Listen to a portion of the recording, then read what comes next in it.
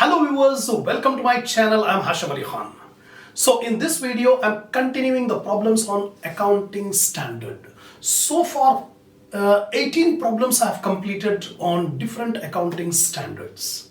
Last video, I have completed the problems on AS4, that is contingencies and events occurring after the balance sheet date. Now in this video, 4 more problems I'm going to explain you on AS5. The title of this AS5 is Net Profit or Loss for the period, prior period items and changes in accounting policies. So in examination, not only theory but also problems will be asked on accounting standards. So different case laws will be given and you have to explain what is the solution for this case law by applying the provisions of accounting standards. So watch the video with full concentration till the end. Don't skip in between. So if you want the complete command, watch all the videos, go to the playlist of my channel, select the subject accounting standards, watch all the theory videos about its accounting standards, then you come to the problem. So before starting the 19th problem, I expect my viewers to have a printout of the problems, which I have given in the link under my description. Always keep it ready. Without having problems, you cannot understand the explanation.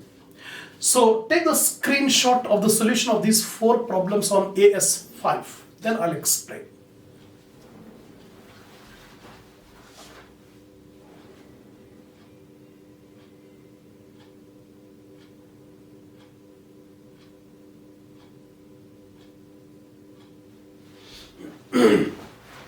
Now, see the 19th problem. I'm reading out 19th problem.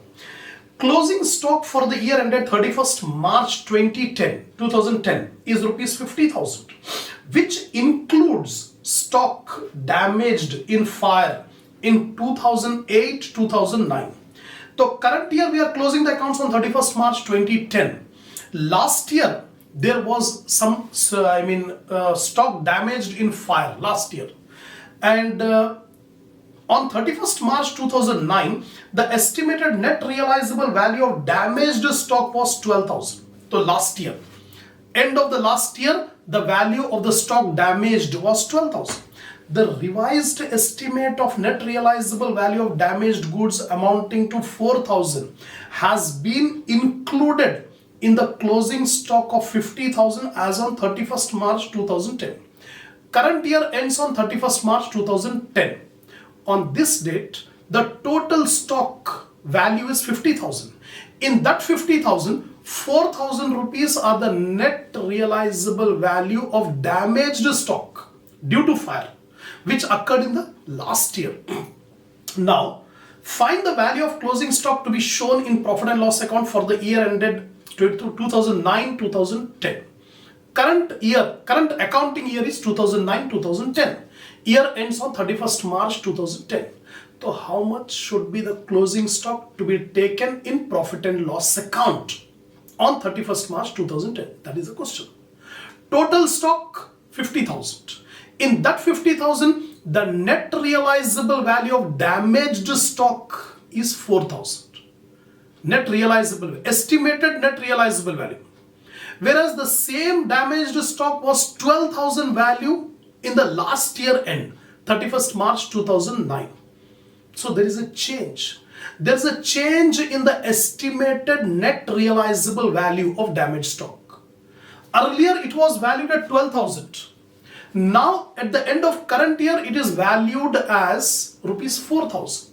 There is a change in accounting estimate. Accounting estimate, there was a change. Earlier it was valued at 12,000. Now it is valued at 4,000.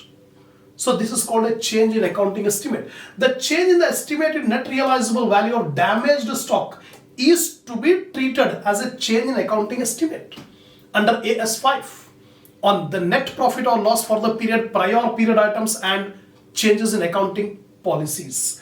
The value of closing stock for the year ended 2009-2010 will be as under. So according to the provisions of AS5, how to find out the closing stock? Take the valued closing stock including damaged stock. So including damaged stock, the value of stock is 50,000.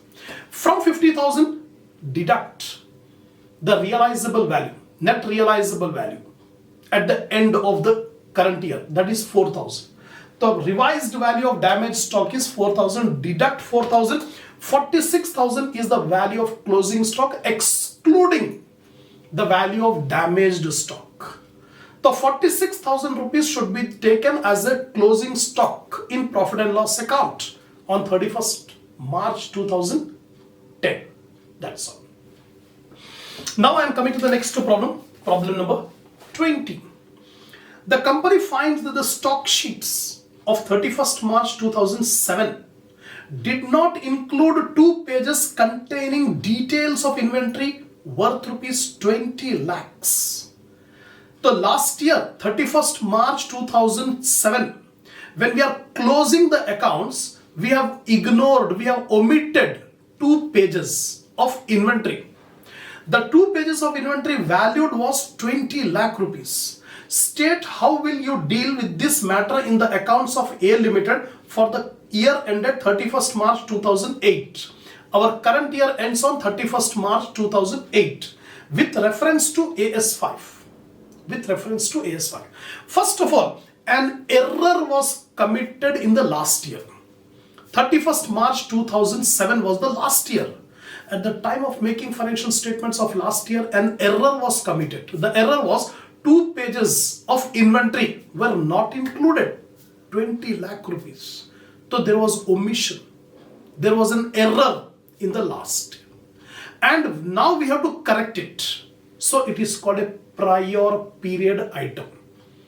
Prior period item means an error or omission committed in the last year and arisen during the current year. That is called prior period item. And this point is covered under AS5. So how to make the changes according to AS5 for this error? Now I am going to explain. The omission to include 2 pages containing details of inventory worth rupees 20 lakh in the stock sheet on 31st December 2007 constitute prior period item. Omission of 2 pages consisting of details of inventory worth rupees 20 lakh that was omitted last year and we found the error during the current year. It is called prior period item. As per AS5 defines prior period items as the income or expense which arise in the current year as a result of errors or omissions in the preparation of financial statement of one or more prior period. So any error or omission occurred during any prior period and current year we have to make the effect. We have to change, rectify that error which was committed in the past years. That is called prior period items. So this case, this problem exactly fits under AS5, under prior period items. The company should pass the following entry. Journal entry the company has to pass in order to rectify that error. The entry will be opening inventory because last year's closing inventory will become current year's opening inventory. The last year ends on 31st March 2007. So closing stock of 31st March 2007 will become opening inventory for 2007 and 8. 1st April 2007. That is the beginning of the current year. It will become opening inventory. The entry will be opening inventory debit 20 lakh rupees and prior period income credit 20 lakh rupees. This is the rectifying entry to rectify that error. A Limited should separately disclose because it is a prior period item, so it should be disclosed in the current year that this error occurred in the last year, so current year it has been affected. So A Limited separately disclose the nature and amount of this prior period item in the profit and loss account for the year ended 31st March 2008. So for the current year 31st March 2008, the company has to disclose the nature and amount of this error prior period item in the financial statements of current year. That's it. Now, 21st problem. The company X Limited has to pay for delay in cotton clearing charges. This company has to pay an amount for delay in cotton clearing charges. The company up to 31st March 2006 has included such charges in the valuation of closing stock. The company is paying delay charges for the purchase of goods, for purchase of cotton clearing, right? So till last year, till 31st March 2006, the delay charges was included in the closing stock.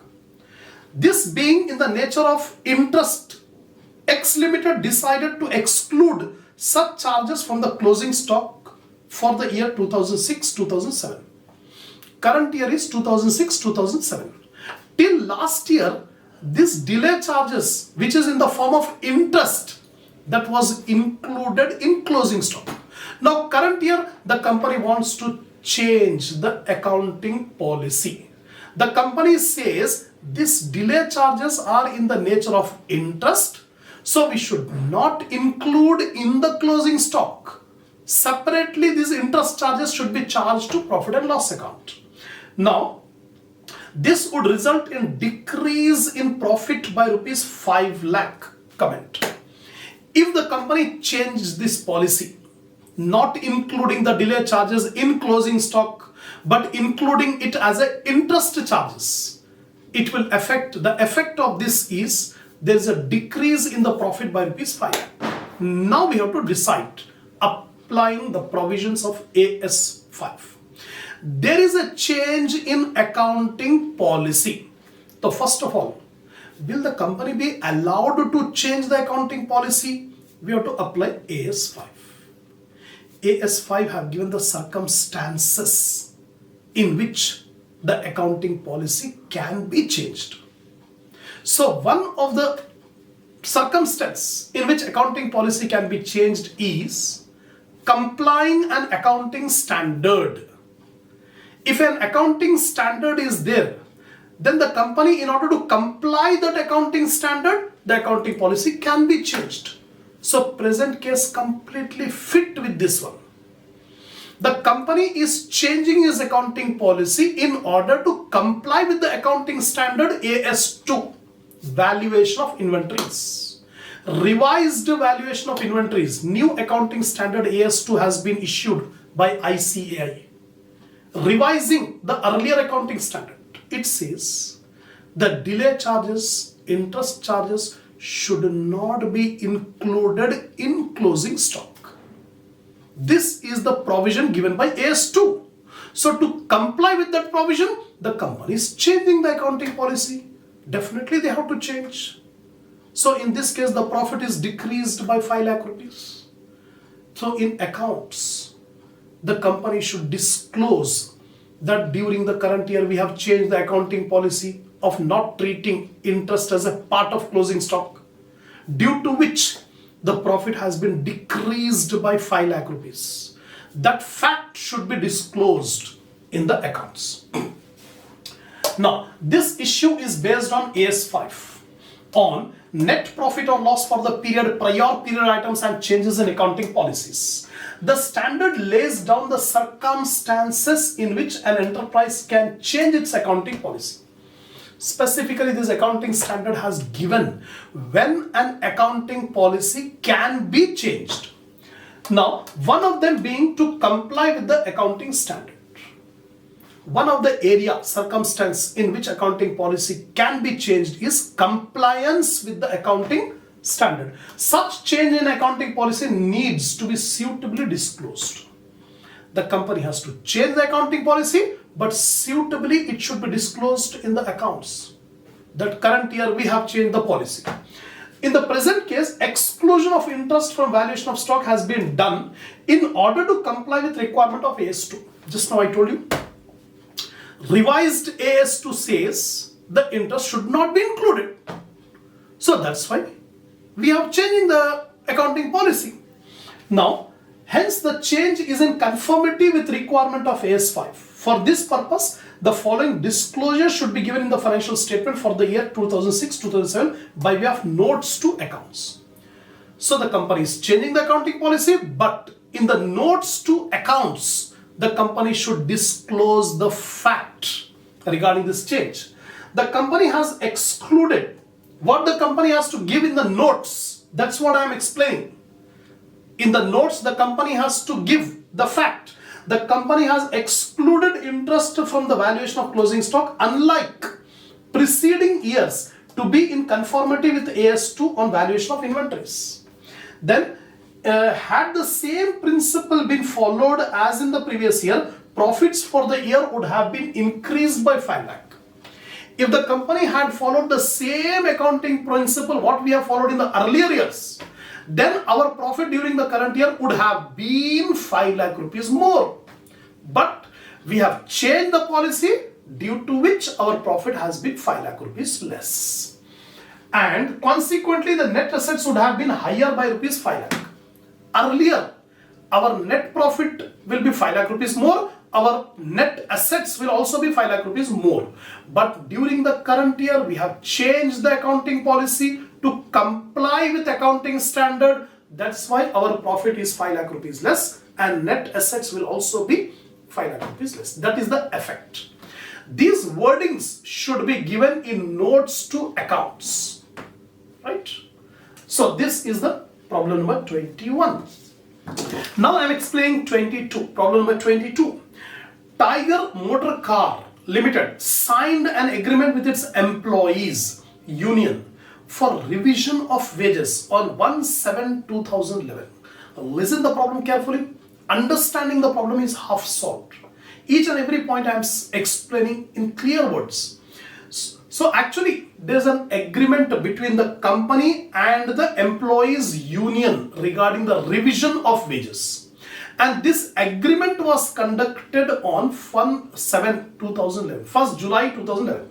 The revision was wages is with retrospective effect from 1/4/2003. Agreement is made on 1/7/2011, but it will have an effect with retrospective effect, earlier period, from 1/4/2003. The arrear of wages up to 31st March 2011, our beginning of the year. Our year begins from 1st April 2011. So up to 31st March 2011, the arrears of wages amounted to 40 lakh. And that for the period from 1/4/2011 to 1st July 2011 amounted to 3,50,000. Agreement was made on 1st July 2011. So before this current year, the total arrears of wages were 40 lakh. And during the current year, from April to 1st July, April, May, June, 3 months. These 3 months, the wages are 3,50,000. In view of the provision of AS5, net profit or loss for the period, prior period item and changes in accounting policies, decide whether a separate disclosure of arrears in wages is required while preparing the financial statements for the year ending 31st March 2012. Our year begins from 1st April 2011 and year ends on 31st March 2012. So while preparing the financial statements on 31st March 2012, is it necessary to disclose that due to revision of wages 40 lakh rupees for earlier period and 3,50,000 for current year period? Should it be disclosed, or how it should be adjusted according to AS5? That we have to disclose. One thing, AS5 will be applied whenever there is net profit or net loss for the period. Current year, how to find out the net profit and net loss. Prior period items and changes in accounting policies. These 3 items are covered under AS5. But this revision of wages is not a prior period item. It is not a change in accounting policy. It simply means agreement to pay the wages to workers with retrospective effect. That means from the past years. From the past years, we have to pay the arrears of wages. That is the problem. No separate treatment are required. The total wages paid during the current year 40 lakh rupees arrears of past years and 3,50,000 current year. 43,50,000 of the total wages paid during the current year should be taken under wages. It is not a prior period item, but the amount is significant. So a note, a disclosure in note should be given by the directors that during the current year a significant event happened that due to the revision of wages with retrospective effect, the total 43,50,000 rupees extra the company has paid. Now see the solution. Additional wages in the present case falls under the category of expense arising from ordinary activities. It is not an extraordinary item. It is not a prior period item. It's simply an ordinary activities. The expense arised due to the ordinary activities. The entire additional wages liability of 43,50,000 should be included in current year wages. No separate disclosure in the accounts. Simply we have to include 43,50,000 during the current year wages. It is pertinent to note here that the wages payable for previous year cannot be treated as a prior period item. Actually, earlier I told you prior period item means a thing which arose in the current year due to the error or omission occurred in the last year. An event occurred during the current year due to the error or omission arised in the past years.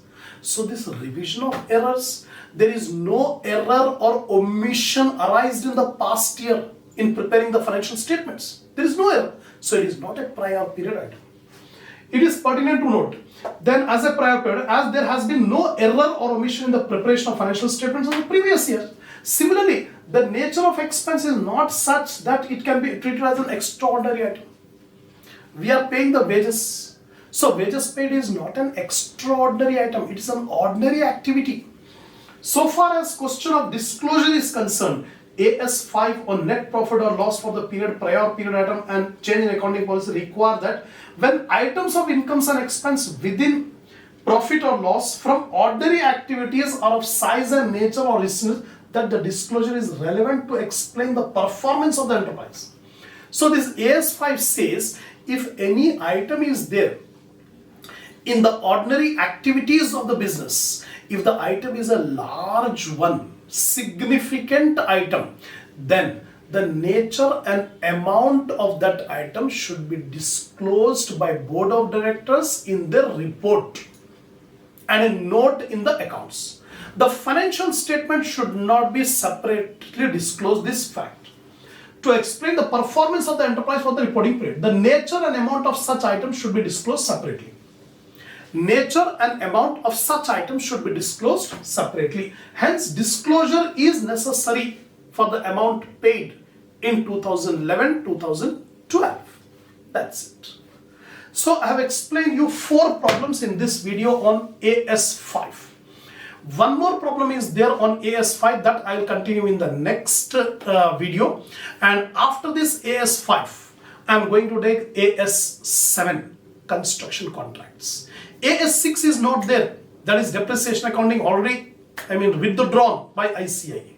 So inshallah we'll continue our next problem in the next video.